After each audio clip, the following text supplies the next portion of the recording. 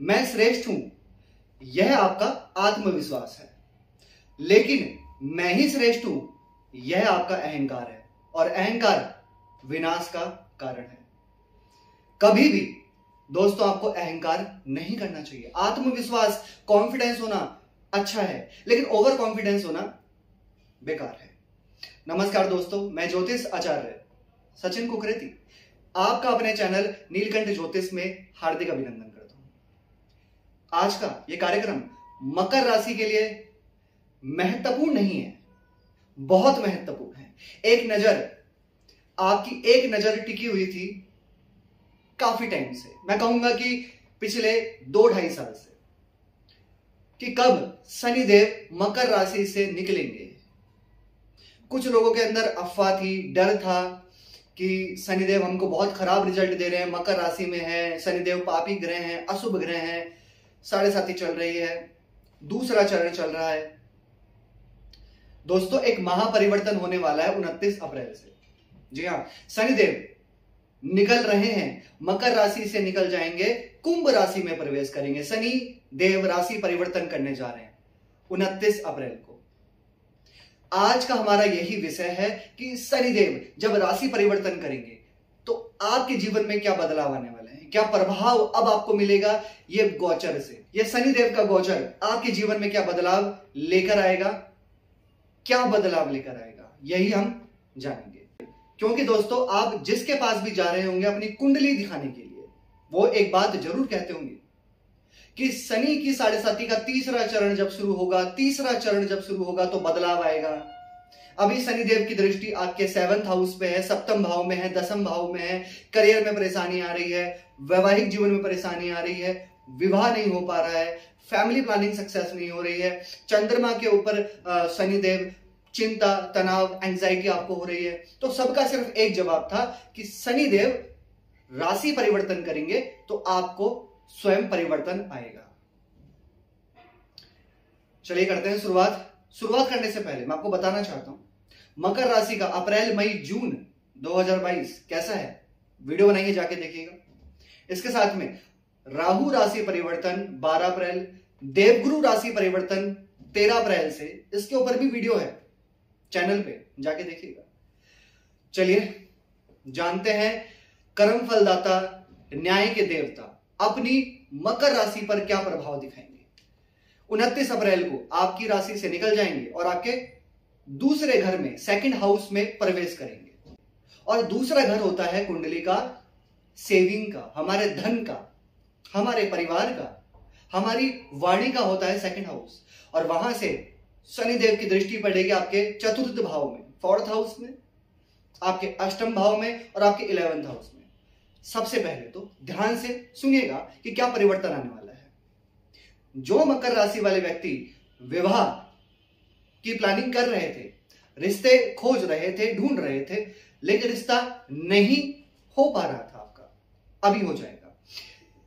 क्योंकि शनिदेव की दृष्टि 7th भाव में पड़ रही थी। 7th भाव में शनि की दृष्टि रिश्ते करवाती है, लेकिन कहीं ना कहीं डिले भी हो जाता है।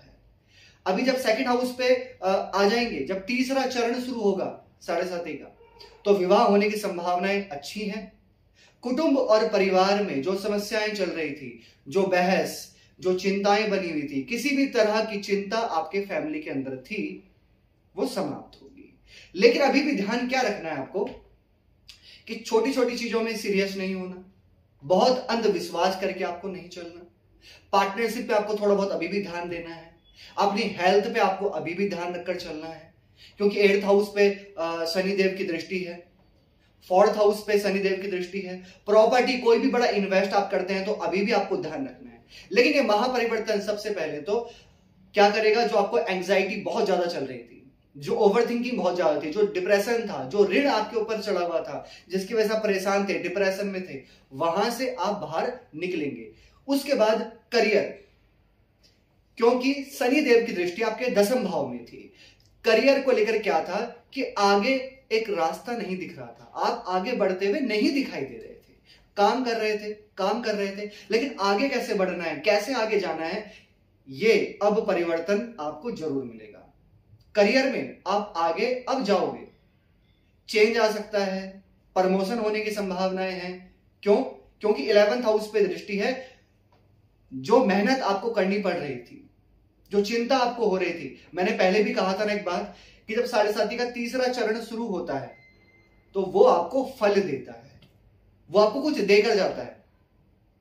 कहते हैं कि पहला चरण हमसे खर्चे करवाता है, स्वास्थ्य में परेशानी डालता है, फैमिली में तनाव देता है। दूसरा चरण हमसे मेहनत करवाता है, बहुत मेहनत करवाता है, भाग दौड़ होती है, अपनों के चेहरे दिखाता है, सच्चाई सामने दिखाता है, मैच्योरिटी लेकर आता है। लेकिन तीसरा चरण आपको खड़ा कर देता है। कहते हैं कि आप हार कर फिर खड़े हुए, हार कर फिर खड़े हुए और फिर आप जीतते हैं। लेकिन जो व्यक्ति नेगेटिव हो चुके हैं पूरी तरीके से, तो उनको मैं कहना चाहता हूं कि दोस्तों, तीसरा चरण आपके लिए फलदायक रहेगा। 29 अप्रैल से लेकर 13 जुलाई 2022 तक तीसरा चरण है। फिर 13 जुलाई को वापस से शनिदेव वक्री होकर मकर राशि में आएंगे 17 जनवरी 2023 तक। फिर 17 जनवरी 2023 में फाइनली शुरू हो जाएगा आपका तीसरा चरण साढ़े साथी का। और हां दोस्तों, इससे पहले शनिदेव आपके चंद्रमा के ऊपर थे। जब चंद्रमा के ऊपर शनिदेव होते हैं ना, तो कोई भी कार्य में हमारा मन नहीं लगता। डिसैटिस्फैक्शन, असंतुष्टि हमको ज्यादा होती है हर चीज में। चाहे आप किसी रिलेशन में है, चाहे फिर आप किसी कोई भी आपका करियर है, किसी भी फील्ड में है, एक संतुष्टि नहीं होती और हमको काम करने में हमारा मन नहीं लगता, आलस्य होता है। किसी भी काम करने में हमारा मन पूरी तरीके से नहीं लगता, क्योंकि चंद्रमा के ऊपर शनि होते हैं। छोटी छोटी चीज को लेकर हम नेगेटिव होते हैं और बुरी चीजों में भी कभी कभी फंस जाते हैं, बुरे कार्य की लत भी लग जाती है। लेकिन जब चंद्रमा के ऊपर से शनिदेव निकल जाएंगे तो आपका आलस्य भी दूर जाएगा, आप एक्टिव हो जाओगे अपने कार्य को लेकर, आपकी सोच बुलंद हो जाएगी, कॉन्फिडेंस आपका लेवल बढ़ जाएगा। सेकंड हाउस में शनिदेव, फैमिली प्लानिंग भी आपके लिए अच्छी रहेगी, फैमिली का सपोर्ट आपके लिए अच्छा रहेगा। परिवार में किसी भी पर्सन की जो स्वास्थ्य को लेकर चिंता बनी हुई थी, वो चिंता भी यहां पर समाप्त जरूर होगी। बस मैं एक बात करना चाहता हूं, कोई बहुत बड़ा ऋण आप लेना चाहते हैं अभी भी, तो ध्यान से लीजिएगा। जो पुराने ऋण से आप परेशान थे, वहां से छुटकारा धीरे धीरे चलकर आपको जरूर मिलेगा। पॉलिटिक्स से अभी भी आपको दूर रहना है, ध्यान रखना है। कोई बुरी चीज पर, बुरी लत पर आपको नहीं पड़ना है, वो आपको ध्यान देना है। अपनी वाणी पर अभी भी आपको ध्यान रखकर चलना होगा। जो व्यक्ति विदेश में रहते हैं, उनके लिए ये शनि का महापरिवर्तन बहुत ज्यादा अच्छा रहेगा, बहुत अच्छा रहेगा। लेकिन हाँ, खाने पीने पे ध्यान रखना है, स्टमक से रिलेटेड भी आपको थोड़ा बहुत ध्यान रखकर चलना होगा। यहां पर यह बताया दोस्तों मैंने मकर राशि के बारे में। क्या उपाय करने चाहिए आपको? सबसे पहले तो शनि देव का बीज मंत्र आप अवश्य करें। ओम प्राम प्रीम प्रोम स शनिश्चराय नमः 108 बार रोजाना सूर्यास्त होने के बाद। कैसे लगी आपको वीडियो? लाइक कीजिएगा, शेयर कीजिएगा, बने रहेगा हमारे साथ। धन्यवाद।